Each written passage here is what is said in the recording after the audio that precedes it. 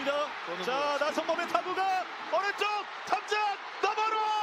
자, 오늘 기아 타이거즈는 6대5로 승리를 거두게 됐습니다. 오늘 경기는 초반에 양팀의 선발 투수의 호투 속에 4회 말까지 0대0으로 빠르게 진행이 됐습니다. 이 상황 속에서 기아 타이거즈는 2사 1, 2루 찬스 2회, 4회에 선두타자 출루했지만 나성범의 병살이 났었고, LG 트윈스는 알드레드 공에 상당히 어려움을 많이 겪는 모습을 보여줬습니다. 알드레드는 6회 수비 실책이 연달아 2개 나오면서 2실점을 하기는 했지만 자책점은 없는 그런 좋은 피칭을 거두었습니다. 엔스는 반면에 5회 말에 큰 어려움을 겪었는데요. 투아웃 이후에 최원준의 중전안타, 박찬호 선수의 내야안타, 그리고 소크라테스가 침착하게 볼넷을 고르며 2사 만루, 타석까지 7타수 무안타, 엔스의 빠른 공에 헛스윙을 3번 연달아 했던 김도영이 타석에 들어섰습니다. 저는 초구에 빠른 볼로 역시 승부하겠다라고 생각했고, 김도영 선수가 그전 타석에서 헛스윙을 했던 코스들은 몸쪽 깊고 높은 코스들이었습니다. 그 공에 150이 되는 공에 어려움을 겪었었는데 가운데로 이 초구 몰렸고, 김도영 선수가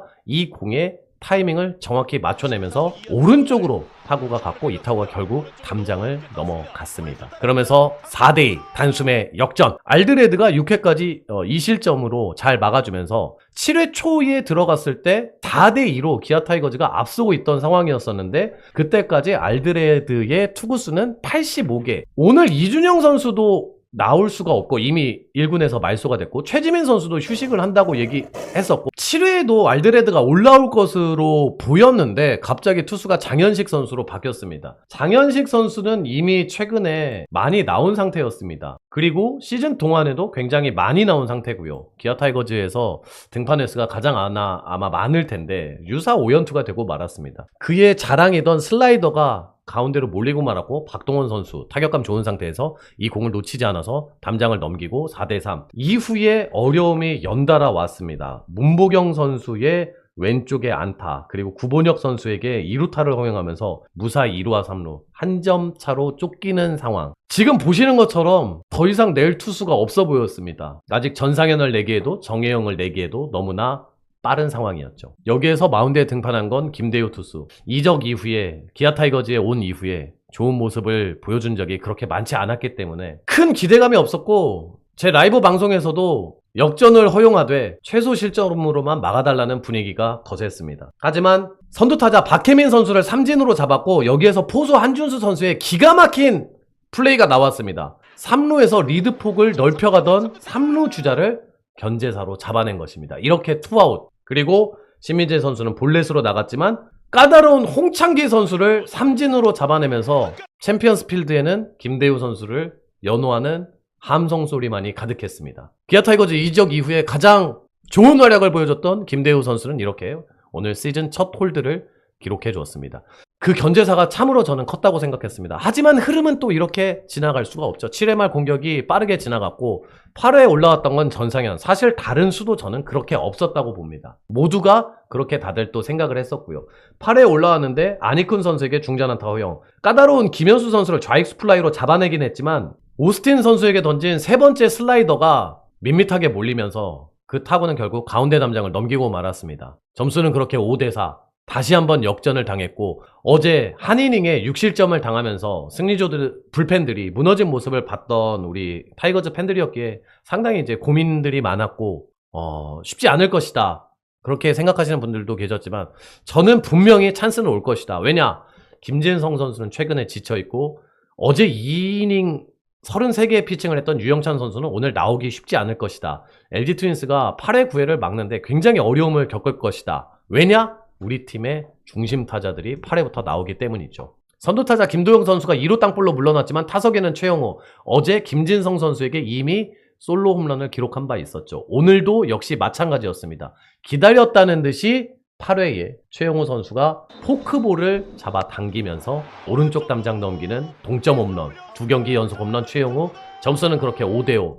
그리고 타석에는 나성범. 무려 공을 10개까지 던지게 하면서 빠른 볼을 계속 좀 타이밍이 늦었다, 커트했다, 뭐 둘 중에 하나였을 텐데 나중에 인터뷰가 저는 좀 궁금했는데 10번째 온 포크볼을 무릎을 꿇으면서 잡아당긴 그 공이 담장을 넘겼습니다. 거기에서 나성범 선수가 역전 솔로 홈런. 이번 주부터 나성범 선수는 돌아왔다고 생각하렵니다. 이번 주 화요일 2안타, 어제 3안타, 그리고 오늘 결승 솔로 홈런. 우리가 바라던 나성범이 드디어 돌아왔습니다. 이 홈런을 통해서 나성범 선수가 많은 자신감을 얻었으면 좋겠습니다. 야구를 보는 관점에는 여러 가지 관점이 있겠지만 저는 사실은 좀 부진한 선수들이 잘해줬을 때 야구에서 큰 좀 재미를 느끼고 감동을 느끼는 편인데 오늘 그런 장면이 나와서 그냥 공놀이인데 우리가 보는 취미 생활인데 큰 어떤 감동도 있죠. 예.